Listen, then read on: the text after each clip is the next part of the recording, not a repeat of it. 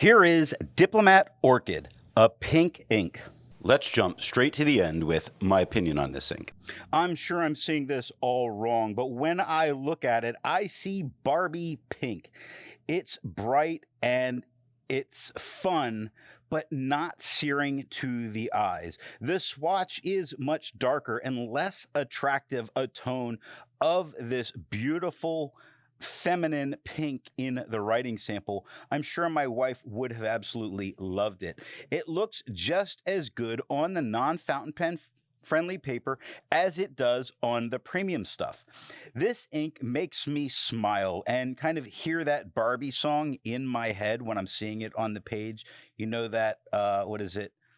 I'm a Barbie girl in a Barbie world, something like that. I don't know. I probably shouldn't even bother attempting ever to sing.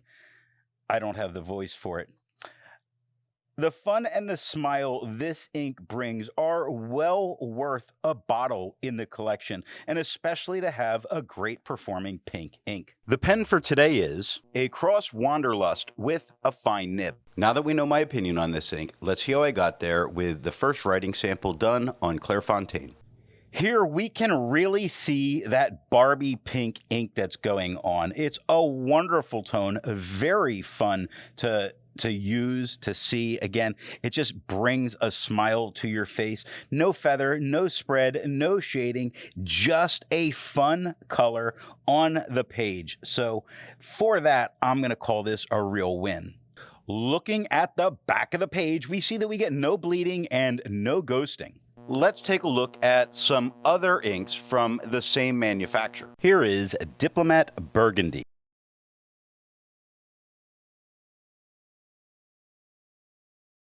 Here is Diplomat Moss Green.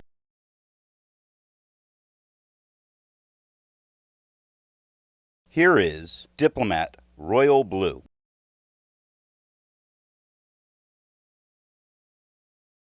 The next writing sample is done in a Portage Reporter's Notebook. Here we have very much the same tone as the Clairfontaine. It doesn't feather, doesn't spread, doesn't shade. It does bring a smile to your face, make you hear the Barbie song in your head. Go ahead, put Barbie girl in the comments, I guess, because it's just constantly in my head. What a great, fun tone of pink that really, it's pink, and yet it's very different from the other pinks that I've used. Looking at the back of the page, between the wiggling fingers, we can see that we get no bleeding, no ghosting, and we'll have no problem continuing our notes back here in that great interview on this pad that you will give to Barbie. She's going to have a lot to say. There's a lot to learn by doing multiple chromatographies. The one on the left is immediately put into water for 10 to 15 seconds. The one on the right, marked with a D, is let dry for 10 minutes before putting into water. The next writing sample is done on a national brand Steno notebook. Here we have the same tone as the Clairfontaine, showing that while this is a nice bright color, it is really opaque and not letting the tone of the paper shift things. It's not feathering, it's not spreading, it's not shading, it's staying a very fun color.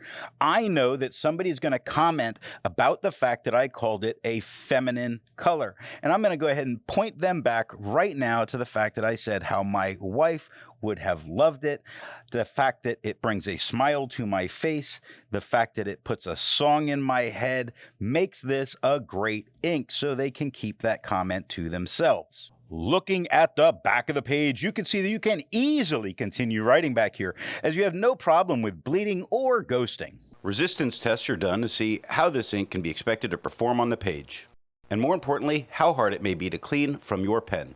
The smear is allowed to dry for 3 days before testing it. The highlighter is on the top left, pen flush is on the top right, 1/3 bleach solution is on the bottom left, and water is on the bottom right. The next writing sample is done in a Rhodia notebook. Here we have the same tone as the Clairfontaine. It doesn't feather and it doesn't spread.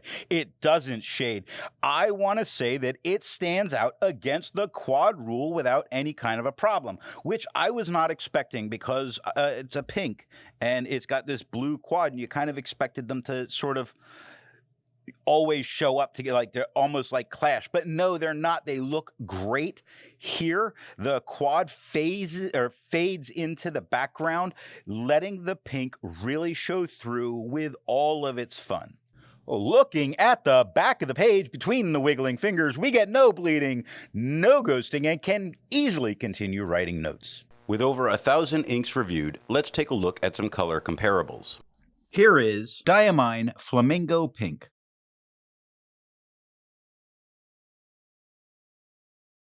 Here is Pilot Mixable Pink.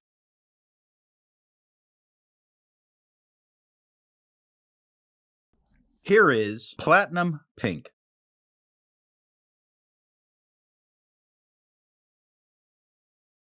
Here is Sailor Kobe number 30. The next writing sample is done in a composition lab notebook.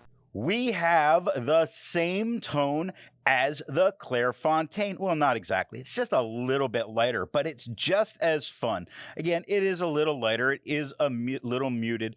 I think if you were not looking, or I was not looking at them side by side, then I would call it the same, but I am looking at them side by side. It's just slightly lighter. Still a very fun tone. Still makes you think Barbie pink, or at least makes me think that. I can see some students who would really like to use this ink. It stands out against the quad rule without any kind of a problem, making this a great ink for students to use. Looking at the back of the page, we have no bleeding, no ghosting, and can easily continue those student lab notes back here. While it's nice to see ink in the same color family, I prefer to see ink to complement the color on the page. Here is Ancient Charm, The Moon Over the Mountain Pass.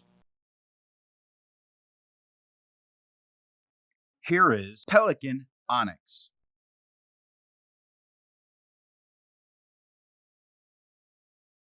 Here is Diamine Dark Brown or Dark Chocolate. Here is Noodler's Lexington Gray. The last writing sample is done on 20-pound copy paper. We have the same tone as the Clairfontaine. There is some tiny feathers in only a few spots.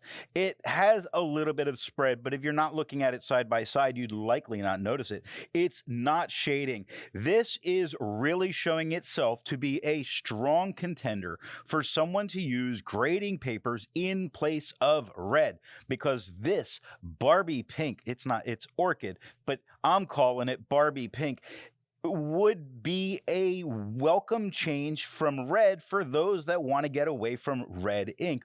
What an amazing color on the page. Now, when we look at the back of the page, you can see the ink gets very deep into the paper, so you couldn't write on the back of it. However, nothing bled through touching the page underneath. So what nib and pen do I think are going to give the best writing experience with this ink? The medium flow fine of this Cross Wanderlust felt like a perfect match to get such a fun pink without shading. Now, off camera, I did use a dry, very dry fine, and it did lighten it slightly, and it wasn't as much fun generally. There was not as much of a smile, and the song didn't come to my head. So I would say to stick with a medium flow fine so that you can see this amazing orchid, or Barbie pink as I would prefer to call it, and hear that song in your head while you're writing it. It's going to get stuck in your head now, and I hope you're stuck with that song all day. You should come back tomorrow and tell me how that song has haunted you because of this ink. I hope you got something out of this video, and thanks for watching. I want to let you know that the best way you can support this or any channel is to let retailers know where you heard of something if you go to buy.